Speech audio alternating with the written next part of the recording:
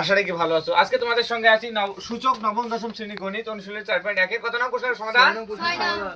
তোমাদের এই অঙ্কটা করতে গেলে দেখো একটা বিষয় মাথায় রাখতে হবে, সেটা হলো কি x ইনভার্স 1 মানে কি 1 ডিভাইডেড x। তো এখানে z থাকলে কি হবে 1 ডিভাইডেড z, এটা তাই না? যদি এরকম থাকতো z ইনভার্স 1 তখন কি হতো 1 ডিভাইডেড z। এইটুকু বুঝতেই যদি পারো তোমরা তাহলে অঙ্কে সহজ হবে করতে, তাই না? জি স্যার। আর একক সংখ্যা মানে কি উপরের একক সংখ্যা মানেই হলো উপরের সংখ্যা। তাহলে এটা সমান আমরা লিখতে পারি 1 ডিভাইডেড x y, আবার 1 ডিভাইডেড y z। বুঝতে সমস্যা আছে? তাহলে আবার এখানে কি লেখা যায় 1 divided z 1 divided z x। বুঝতে সমস্যা আছে? না স্যার। এটা 1 ধরে নেবে ভালো করে। তাহলে এখন একক সংখ্যা মানে কি উপরের সংখ্যা, একক সংখ্যা মানে কি উপরের সংখ্যা y ডিভাইডেড x, এখানে কি হবে z ডিভাইডেড x y, এখানে হবে x divided z।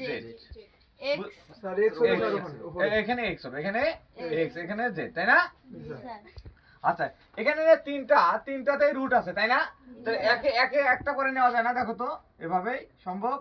y divided x, z divided y, তারপরে x ডিভাইডেড z মানে একটা সমান তিনটে লেখা যায়, আবার তিনটে সমান কি লেখা যায় একটা লেখা যায়। কাটা উপর নিচে একই সংখ্যা হলে কাটা যায় না? দেখো তো ধরে নাও এটা কাটি দিলাম, তাই না?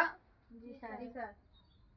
এখানে কি থাকে একটা 1, কি থাকে 1 1 রুট করলে কি হবে 1 রুট করলে কি হবে 1 হবে 1। এটাই হলো নির্ণয় সরলফল, এটাই হলো নির্ণয়। সরলফল। বুঝতে সমস্যা আছে? না স্যার। একটু বুঝলেই হয়ে যায়, তাই না? তো ঠিক আছে, ভালো থাকো, সুস্থ থাকো, এই কেমন।